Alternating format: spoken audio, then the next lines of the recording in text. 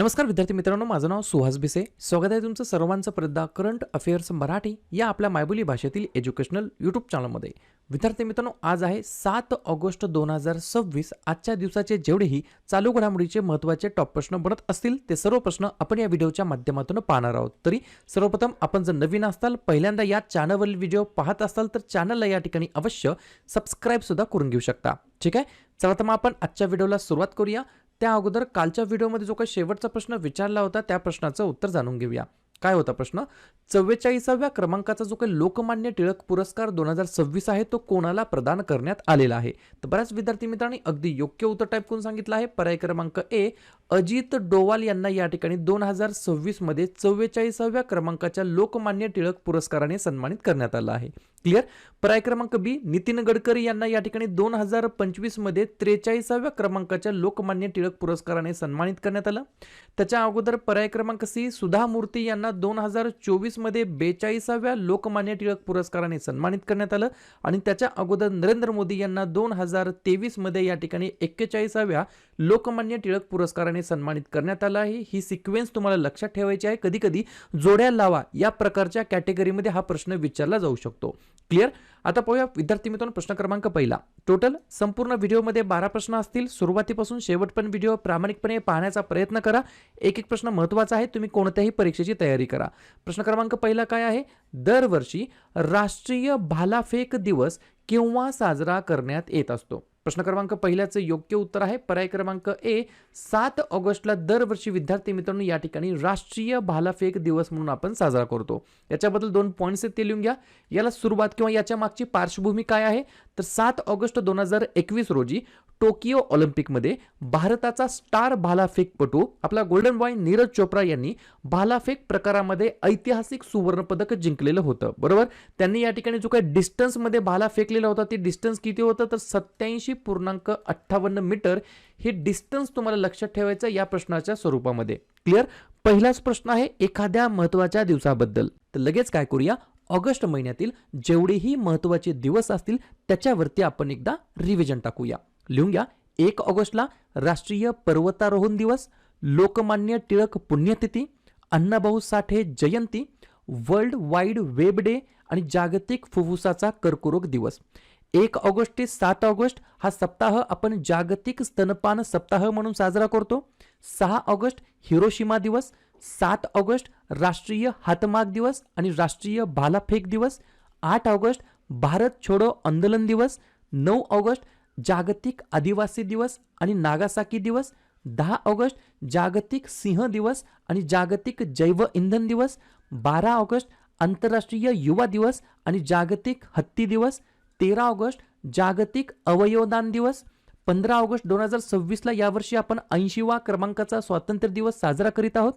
19 August जागतिक छायाचित्रण दिवस आणि जागतिक मानवतावादी दिवस, 20 ऑगस्ट भारतीय अक्षय ऊर्जा दिवस, 26 ऑगस्ट महिला समानता दिवस आणि 29 ऑगस्ट राष्ट्रीय क्रीडा दिवस. क्लिअर.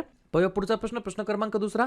केंद्रीय गृह सचिव म्हणून नुकतीच कोणाची नियुक्ती झालेली आहे? 2 नंबरच्या प्रश्नाचं योग्य उत्तर आहे पर्याय क्रमांक डी, गोविंद मोहन असं त्यांचं नाव आहे. काय नाव आहे? गोविंद मोहन असं त्यांचं नाव आहे. केंद्रीय गृह सचिव म्हणून नुकतीच यांची या ठिकाणी नियुक्ती झालेली आहे. कधी कधी काय होतं माहिती का, अशा प्रकारच्या ज्या काही नियुक्त्या असतात, अपॉइंटमेंट असतात, बरोबर कणी, दिसायला दिसतात वन लाईनर प्रश्न, बरोबर कणी, परंतु एक्झाममध्ये डिरेक्ट या ठिकाणी 1-1, 2-2 मार्काला अशा प्रकारचे प्रश्न विचारले जात असतात. बरोबर. तर केंद्रीय गृह सचिव कोण बनले आहेत? गोविंद मोहन. प्रश्न आहे एखाद्या नियुक्तीबद्दल, तर बाकीच्या नियुक्तींवरती आपण एकदा रिव्हिजन टाकूया. यूकेमध्ये कृत्रिम बुद्धिमत्ता मंत्री म्हणून कनिष्क नारायण यांची निवड. नीती आयोगाच्या मुख्य कार्यकारी अधिकारीपदी अनुराग जैन. IRCTCच्या अतिरिक्त अध्यक्ष आणि व्यवस्थापकीय संचालकपदी राहुल हिमालयन. नवीन शिक्षण मंत्री बनलेले आहेत प्रल्हाद जोशी. उच्च शिक्षण सचिव बनले आहेत नरेश पाल गंगवार. शालेय शिक्षण आणि साक्षरता विभागाचे सचिव बनले TK अनिल कुमार. आंतरराष्ट्रीय बुद्धिबळ महासंघाच्या अंतरिम अध्यक्षपदी विश्वनाथन आनंद. भारतीय भूवैज्ञानिक सर्वेक्षणाचे 54वे महासंचालक वर्षा अशोक अगलावे. नौदल ऑपरेशनचे महासंचालक मनीष चड्ढा आणि केंद्रीय गृह सचिव बनलेत गोविंद मोहन. पुढचा प्रश्न, प्रश्न क्रमांक तिसरा. 2030च्या राष्ट्रकुल खेळांचे यजमानपद भूषवण्यासाठी कोणत्या भारतीय शहराला ऑफिशियली अधिकृतपणे राष्ट्रकुल खेळांचा ध्वज या ठिकाणी मिळालेला आहे, फ्लॅग या ठिकाणी मिळालेला आहे. 3 नंबरच्या प्रश्नाचं योग्य उत्तर आहे पर्याय क्रमांक सी, अहमदाबाद या ठिकाणी. लक्षात घ्या, या वर्षीचं 2026 जे काही कॉमनवेल्थ गेम झाले आहेत बरोबर, ते कुठे आयोजित करण्यात आले होते? ग्लासगो म्हणजेच या ठिकाणी स्कॉटलंड या ठिकाणी आयोजित करण्यात आलेले होते. मला 4 गोष्टीची कमेंट करा. पहिली गोष्ट, हे जे काही 2026चं कॉमनवेल्थ गेम झाले, हे कितव्या क्रमांकाची आवृत्ती होती? याच्यामध्ये भारताने एकूण किती पदके जिंकले? भारताचा या ठिकाणी जागतिक लेवलवरती या पदक तालिकेमध्ये कितवा क्रमांक आहे? आणि या पदक तालिकेमध्ये अव्वल स्थानी कोण आलं आहे, कोणता देश आला आहे आणि त्याने किती पदके जिंकले? या 4 प्रश्नाचे उत्तर तुम्ही प्रयत्न करा कमेंट बॉक्समध्ये देण्याचा. ठीक आहे. या ठिकाणी प्रश्न आहे येणाऱ्या आयोजित केलेल्या क्रीडा स्पर्धाबद्दल. तर अशाच प्रकारे बाकीच्या जे काही अपकमिंग स्पोर्ट्स या ठिकाणी इव्हेंट्स आहेत त्याच्यावरती रिव्हिजन टाकूया. लिहून घ्या. FIH हॉकी विश्वचषक 2026 बेल्जियम आणि नेदरलँड या ठिकाणी होणार आहे. 14वे दक्षिण आशियाई खेळ 2027 मध्ये पाकिस्तानमध्ये. 22वी राष्ट्रकुल टेनिस चॅम्पियनशिप 2026 नवी दिल्लीमध्ये. बॅडमिंटन विश्व चॅम्पियनशिप 2026 नवी दिल्लीमध्ये. फिफा पुरुष विश्वचषक 2030 स्पेन, पोर्तुगाल आणि मोरोक्को या ठिकाणी. फिफा महिला विश्वचषक 2027 ब्राझीलमध्ये. 2026 आशियाई खेळ नागोया या ठिकाणी. 2028 मधील समर ऑलिम्पिक उन्हाळी ऑलिम्पिक लॉस एंजलस या ठिकाणी. आणि ICC महिला T20 विश्वचषक 2026 वेल्स आणि इंग्लंड या ठिकाणी कॉमनली संयुक्तपणे आयोजित करण्यात येणार आहेत.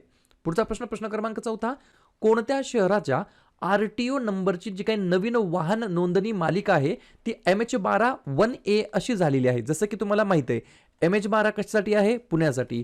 MH14 कशासाठी आहे? पिंपरी चिंचवडसाठी. बरोबर का नाही? तर अशाच प्रकारे MH12 1A ही जी काही नवीन वाहन नोंदणी मालिका आहे ती या ठिकाणी कोणाची आहे? तर पर्याय क्रमांक बी, पुणे शहराची. 2 पॉईंट लिहून घ्या. देशामध्ये प्रथमच एक अंक आणि एक इंग्रजी अक्षर असलेली ही वाहन नोंदणी मालिका आता सुरू होणार आहे. त्याच्यामुळे कदाचित प्रश्न विचारला जाऊ शकतो. पुण्याची सध्याची 2 अक्षरी शेवटची मालिका ही कोणती असणार आहे?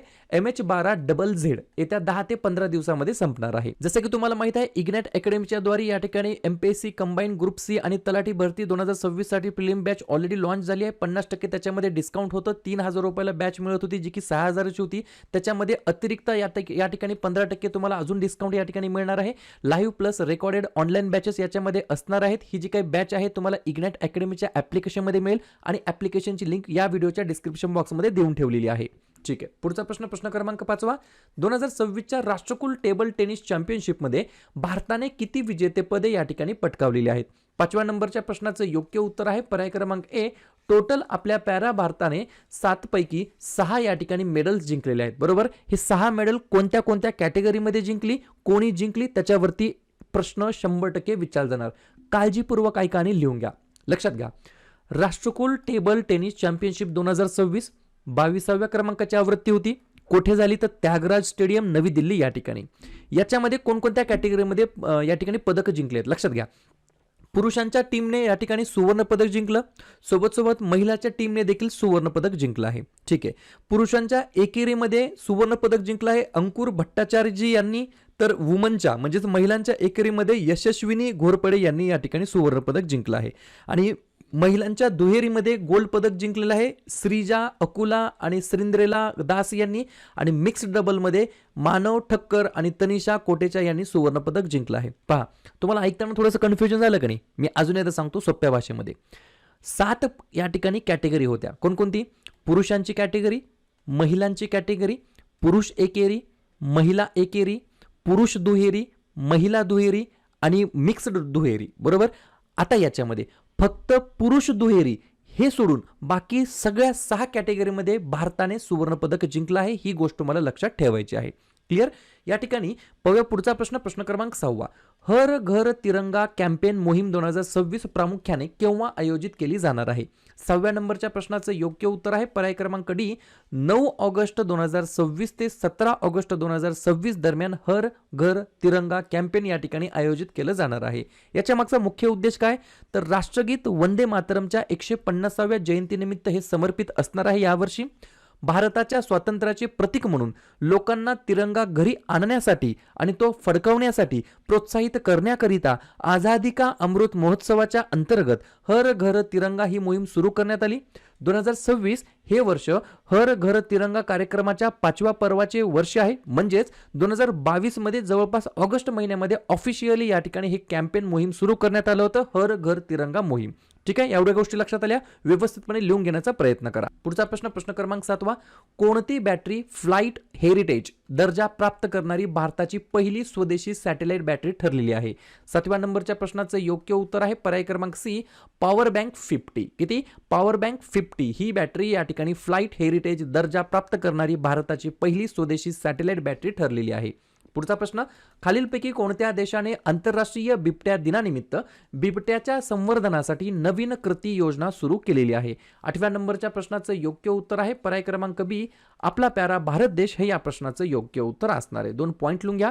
भारत या देशाने आंतरराष्ट्रीय क्लाउडेड बिबट्या दिनानिमित्त म्हणजेच कधी असतो 4 ऑगस्ट 2026 ला बिबट्याच्या संवर्धनासाठी नवीन क्लाउडेड बिबट्या संरक्षण कृती योजना या ठिकाणी सुरू केली आहे. ज्याच्या मागचं उद्दिष्ट काय तर लिहून घ्या, अधिवासाचे रक्षण करणे, जंगलाचे जोडकाम सुधारणे आणि वैज्ञानिक पाहणी मजबूत करणे या सर्व उद्देशाने या ठिकाणी आंतरराष्ट्रीय बिबट्या दिनानिमित्त बिबट्याच्या संवर्धनासाठी नवीन कृती योजना सुरू केली आहे भारताने. कोणतं क्षेत्र असणार आहे तर ईशान्य भारतातील 14 प्राधान्य संवर्धन भूदर्शे म्हणजेच लँडस्केप्स याच्यामध्ये या ठिकाणी निश्चित करण्यात आलेली आहे. पुढचा प्रश्न क्रमांक 9 100% प्रश्न विचारला जाणार.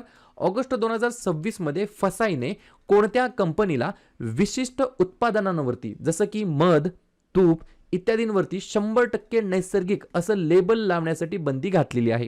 9व्या प्रश्नाचं योग्य उत्तर आहे पर्याय क्रमांक ए, डाबर हे या प्रश्नाचं योग्य उत्तर असणार आहे. पहा, हे जे काही कॅरिंग मिसलिडिंग क्लेम्स होते 100% नॅचरल, 100% हनी, 100% काऊ घी, 100% कोकोनट ऑइल, हे जे काही या ठिकाणी जे काही मार्केटिंग करणारे हे जे काही लेबल्स होते हे मिसलिडिंग होते असं या ठिकाणी सांगण्यात आलं आहे. आणि फसाईने याच्यावरती हे जे काही लेबल्स आहेत मधावरती, तुपावरती 100% नैसर्गिक असे लेबल लावण्यासाठी बंदी केली आहे डाबर या कंपनीच्या प्रोडक्ट्सवरती. पुढचा प्रश्न क्रमांक 10 कॅन्डेरे हुरुन इंडिया महिला नेत्यांच्या 2026च्या यादीमध्ये अव्वल स्थानी कोण आलं आहे? 10व्या प्रश्नाचं योग्य उत्तर आहे या ठिकाणी पर्याय क्रमांक डी, मीना बिंद्रा असं त्यांचं नाव आहे. काय नाव आहे? मीना बिंद्रा असं त्यांचं नाव आहे. त्यांना या ठिकाणी किंवा ते या ठिकाणी या यादीमध्ये अव्वल स्थानी या ठिकाणी आलेले आहेत. लक्षात घ्या, 1 नंबरला आहेत मीना बिंद्रा. या कशाला कोणत्या ऑर्गनायझेशनशी संबंधित आहेत तर बीबा. आणि बीबा काय आहे? महिलांचे जे काही वस्त्रोद्योग ब्रँड आहेत बरोबर का नाही तर त्याच्याशी हे संबंधित आहेत मीना बिंद्रा. 2 नंबरला आहेत या ठिकाणी तुषारा शंकर ज्या की लुपिनशी संबंधित आहेत. 3 नंबरला आहेत रजनी बेक्टर्स हे या ठिकाणी फूड स्पेशालिटीज या कंपनीसोबत संबंधित आहेत. 4 नंबरला आहेत वैशाली निगम सिन्हा हे आहेत रिन्यू पॉवरशी संबंधित. आणि 5 नंबरला आहेत सुनीता रेड्डी आणि प्रिथा रेड्डी ज्या की अपोलो हॉस्पिटल्स एंटरप्राइजेसशी या ठिकाणी संबंधित आहेत. पुढचा प्रश्न क्रमांक 11 डुकरांसाठी लॉन्च करण्यात आलेल्या भारताच्या पहिल्या स्वदेशी आफ्रिकन स्वाईन फीवर लसीचं नाव काय आहे? 11व्या नंबरच्या प्रश्नाचं योग्य उत्तर आहे पर्याय क्रमांक सी, MA104. काय? MA104 कोणी डेव्हलप केले आहे तर ICAR राष्ट्रीय उच्च सुरक्षा पशु रोग संस्था या ऑर्गनायझेशनने हे या ठिकाणी डेव्हलप केलं आहे, विकसित केलेलं आहे. आणि हे डुकरांसाठी लॉन्च करण्यात आलेलं या ठिकाणी भारताच्या पहिल्या स्वदेशी आफ्रिकन स्वाईन फीवरचं लसीचं या ठिकाणी नाव आहे, वॅक्सिनचं नाव आहे. शेवटचा प्रश्न, आडी पेरुक्कू. काय? आडी पेरुक्कू हा कोणत्या राज्यामध्ये साजरा केला जाणारा या ठिकाणी कल्चरल या ठिकाणी फेस्टिवल आहे, पारंपरिक सण आहे? 12व्या नंबरच्या प्रश्नाचं योग्य उत्तर आहे पर्याय क्रमांक बी, तमिळनाडू हे या प्रश्नाचं योग्य उत्तर असणार आहे. मुख्य उद्देश काय या ठिकाणी साजरा करण्यामागचा सणाचा तर पिके आणि जीवन टिकवून ठेवणाऱ्या मान्सूनच्या पावसाचे आणि वाढत्या नदीच्या पाणी पातळीचे आभार मानणे, अप्रिशिएशन करणे या उद्देशाने आडी पेरुक्कू नावाचा सण या ठिकाणी साजरा केला जातो, जो की पारंपरिक सण आहे तमिळनाडू या राज्य सरकारमधील किंवा राज्यातील. क्लिअर? तर अशा प्रकारे विद्यार्थी मित्रांनो हे होते आजचे 12 प्रश्न. उपक्रम कंटेंट हा जो काही प्रयत्न आपण सुरू केला आहे मराठी भाषेमध्ये कसा वाटतो अवश्य कमेंट करत चला. आणि तुमच्यासाठीचा आजचा खास प्रश्न, दरवर्षी राष्ट्रीय भालाफेक दिवस केव्हा साजरा करण्यात येत असतो? 1 ऑगस्ट, 3 ऑगस्ट, 5 ऑगस्ट की 7 ऑगस्ट. तर ज्या पण विद्यार्थ्यांनी या प्रश्नाचं योग्य उत्तर येत असेल त्या प्रश्नाचं उत्तर तुम्ही कमेंट बॉक्समध्ये टाईप करण्याचा प्रयत्न करा. प्रश्नाचं उत्तर चुकू द्या, बरोबर येऊ द्या, काहीच हरकत नाही. ट्राय करणं, प्रयत्न करणं सर्वात जास्त महत्त्वाचं आहे. आणि दुसऱ्या दिवशी येऊन आपण दिलेल्या प्रश्नाचं उत्तर हे बरोबर आले की चुकलं, दुसऱ्या दिवशी येऊन नेहमी चेक करणं, अभ्यासामध्ये कन्सिस्टन्सी मेंटेन ठेवणं हे सगळ्यात जास्त महत्त्वाचं ठरणार आहे.